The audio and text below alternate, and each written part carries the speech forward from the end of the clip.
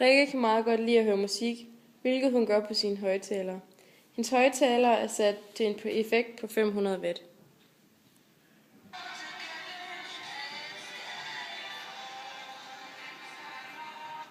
En dag hørte Rikke om høretelefoner. Dem ville hun afprøve.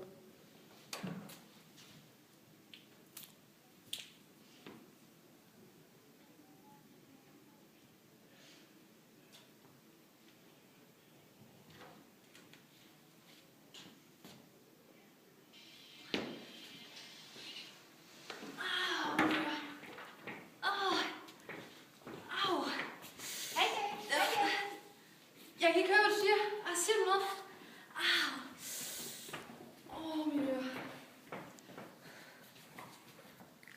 Grunden til, at Rikke ikke kunne høre, hvad Karina nu siger, var fordi hun havde glemt at skrue ned for lyden.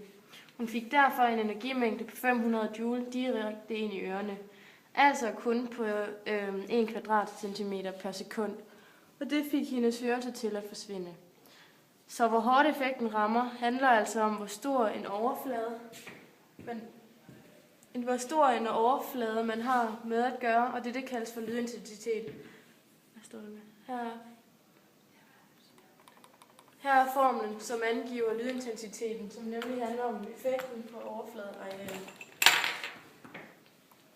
Den kraftigste lyd, vi kan tåle, har en intensitet på omkring 1 watt per kvadratmeter, og den værdi kaldes for smertegrænsen.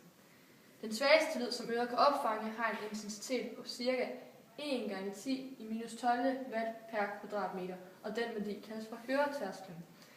Så har vi en decibelskala, som er til for at angive lydstyrken, og i den er der en sammenhæng mellem lydstyrken og lydintensiteten.